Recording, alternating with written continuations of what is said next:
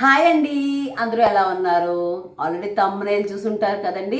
ఈరోజు special sweet corn pulao. అబ్బా, చెప్తుంటేనే నోరు ఊరిపోతుందండి. సింగిల్ బాక్స్ రెసిపీ, సడన్గా గెస్ట్లు వస్తే చేసుకునే రెసిపీ. మరి ఇంకా ఆలస్యం చేయకుండా అది ఎలా చేయాలో చూసేద్దామా? వచ్చేసేయండి.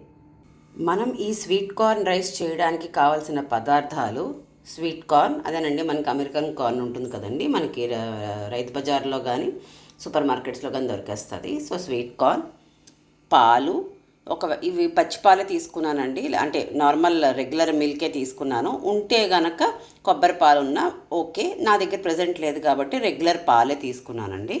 అలాగే బాస్మతి రైస్, అలాగే హోల్ స్పైసెస్ అంటారు కదండి, లవంగ, యాలకులు, బిర్యానీ ఆకు, మొత్తం బిర్యానీకి సంబంధించిన మసాలా దినుసులన్నీ ఒకటి చిన్న ప్లేట్లోని, అల్లం వెల్లుల్లి పేస్ట్, జీలకర్ర, దీనికి కావాల్సింది నెయ్యి అండి, అలాగే తగినంత సాల్ట్, ఉల్లిపాయలు, పచ్చిమిరపకాయలు, అంతేనండి. Very simple ingredients. ముందుగా మనం ఈ బౌల్లో ఉన్న స్వీట్ కార్న్ని మనం ఒక గిన్నెలోకి వేసుకొని లైట్గా వాటర్ వేసుకొని కుక్కర్లో పెట్టి ఒక 2 విజిల్స్ తెప్పించుకుంటే సరిపోతుందండి. నేను స్టవ్ వెలిగించి ఇది కుక్కర్లో 2 విజిల్స్ అయితే తెప్పిస్తున్నానండి. ఈలోగా మనం చక్కగా ఈ బాస్మతి రైస్ని శుభ్రంగా కడిగి ఉంచుకుందామండి. అలాగే ఉల్లిపాయల్ని మనం కడిగేసుకొని ఇంత పొడవుగా స్లైసెస్ లాగా కట్ చేసి ఉంచుకుందాము. పచ్చిమిరపకాయలు కూడా జస్ట్ ఎదురు గంట పెట్టుకోవడం కానీ లేకపోతే స్లైసెస్లా కట్ చేసుకోవడం కానీ చేసేసుకుందామండి. సో నేను ఉల్లిపాయల్ని చక్కగా ఇలా స్లైసెస్లా కట్ చేసుకున్నాను, పచ్చిమిరపకాయలు కూడా ఇలా కట్ చేసుకున్నాను, బియ్యం కడిగేసి ఉంచుకున్నానండి. ఈలోగా మనకి స్వీట్ కార్న్ కూడా చక్కగా కుక్కర్ విజిల్ వచ్చేసిందండి. స్టవ్ ఆఫ్ చేసేసుకుంటున్నాను. సో కార్న్ ఉడికిపోయింది కదండి, ఉడికిన కార్న్ని నేను కుక్కర్లోంచి తీసి ఒక పక్కకు పెట్టుకొని ఇందులోని వాటర్ అంతా నేను ఒక గ్లాస్లోకి తీసుకుంటున్నానండి. చూసారుగా, ఇందులోని వాటర్ని అంతా నేను ఒక గ్లాస్లోకి తీసి ఉంచుకుంటున్నాను. చూసారు కదండి, ఈ గ్లాస్లోని వాటర్ని నేను పక్కన పెట్టేసుకుంటున్నాను. ఉడికించిన కార్న్ కూడా పక్కన పెట్టేసుకున్నాను. ఇక మనం నెక్స్ట్ ప్రాసెస్ చూసేద్దాం. ఒక చిన్న కుక్కర్ పెట్టుకొని కుక్కర్లోని మనం నెయ్యి వేసుకొని అది కొంచెం వేడెక్కేదాకా వెయిట్ చేసి, సో ఆ నెయ్యి కాగంగానే మసాలా దినుసులు అన్నీ ఉన్నాయి కదండి, చక్కగా మనం మసాలా దినుసులు వేసుకొని కొంచెం లైట్గా వేయించుకోవాలండి. చూసారుగా, నేతిలోనే వేసుకొని చక్కగా కొంచెం వేయించుకోవాలి. అవి వేగంగానే జీలకర్ర కూడా కొంచెం లైట్గా వేగిన తర్వాత అల్లం వెల్లుల్లి పేస్ట్, చూసారుగా, అల్లం వెల్లుల్లి పేస్ట్ వేసిన తర్వాత తరిగి ఉంచుకున్న పచ్చిమిరపకాయ వేసి మరొకసారి కలుపుకుంటే పచ్చివాసన పోయే వరకు వేసుకోవడమేనండి ఇవన్నీ. పచ్చిమిరపకాయ వేగిన వెంటనే ఉల్లిపాయ అండి. సో ఉల్లిపాయ కూడా వేసుకొని లైట్ బ్రౌనిష్ కలర్, మరీ ఎక్కువ డార్క్ బ్రౌన్ కాదు కానీ లైట్ బ్రౌనిష్ కలర్ వచ్చే వరకు, అంటే బేసికల్గా పచ్చివాసన పోయే వరకు మనం దగ్గరుండి వేయించుకోవాలండి. చూసారు కదండి, ఆనియన్ లైట్గా కలర్ చేంజ్ అయిన తర్వాత మనం ఇందాకలో ఉడికించి నీరు ఓడ్చుకొని ఉంచుకున్న స్వీట్ కార్న్ వేసేసుకోవాలండి.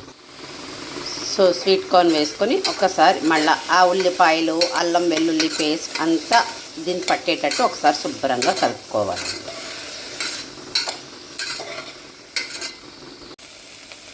కార్న్ కూడా వేసి బాగా కలిసిన తర్వాత మనం ఇందాక కడిగి ఉంచుకున్న బాస్మతి రైస్ కూడా ఇందులో వేసేసుకుంటామండి. బాస్మతి రైస్ వేసుకొని మళ్ళీ కార్న్, రైస్, ఆ ఉల్లిపాయలు అవన్నీ బాగా కలిసేటట్టు శుభ్రంగా కలుపుకోవాలండి. ఇలా మనం కార్న్ కూడా వేసేసి శుభ్రం కలిపేసిన తర్వాత ఈ స్టేజ్లో మనం కార్న్ రైస్కి కావాల్సినంత ఉప్పు కూడా వేసేసుకుంటామండి. వేసేసుకొని మరొకసారి శుభ్రంగా కలిపేసుకోవాలి. చూసారుగా, ఉప్పు కూడా వేసి బాగా కలిపేసిన తర్వాత ఈ స్టేజ్లో నేను ఇందాక చూడండి ఒక గ్లాస్లోకి కార్న్ ఉడికించిన వాటర్ వేసుకున్నాను, అలాగే పాలు కదా.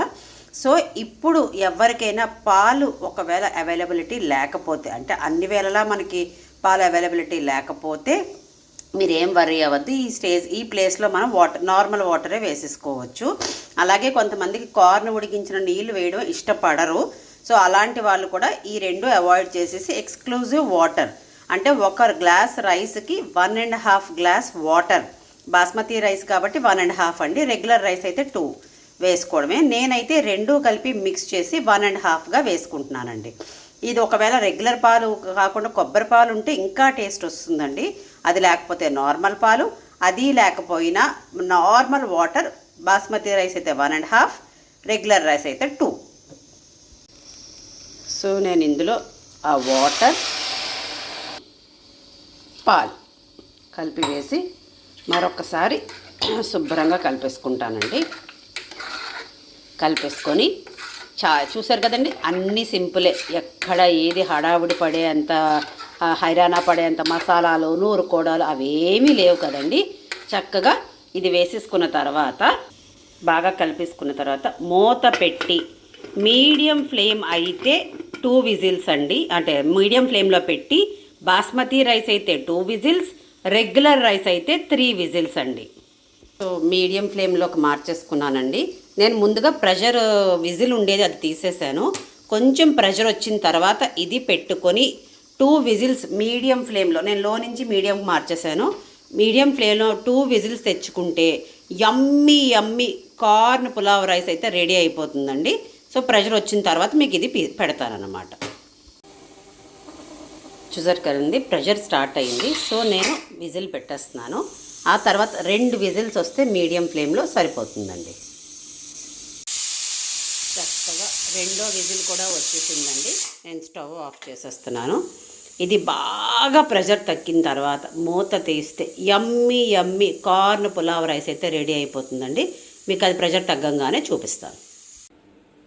సో మనకి ప్రెషర్ బాగా తగ్గిపోయిందండి. సో ఓపెన్ చేసి చూసుకుందాం.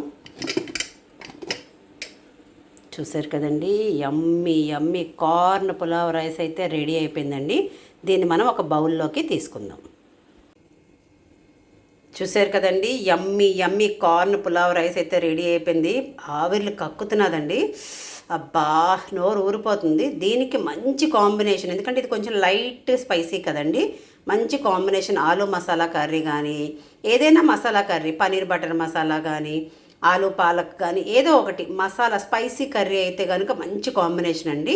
దీనికి నేను ఆలు మసాలా కర్రీ వండాను, కానీ ఆల్రెడీ మీకు యూట్యూబ్లో పోస్ట్ చేస్తాను కాబట్టి నేను ప్రత్యేకించి మళ్ళీ చూపించట్లేదండి. ఇలా కాదు, మేము ఇంకా వెరైటీగా చేస్తామండి, ఇది ఇంకా లైట్గా ఉందండి అనుకుంటే కనుక నాకు కిందన కమెంట్ చేయండి. ఈ వీడియో కనుక మీకు నచ్చితే please do like, share and subscribe to ultimate Usha. ఉంటానండి, బాయ్.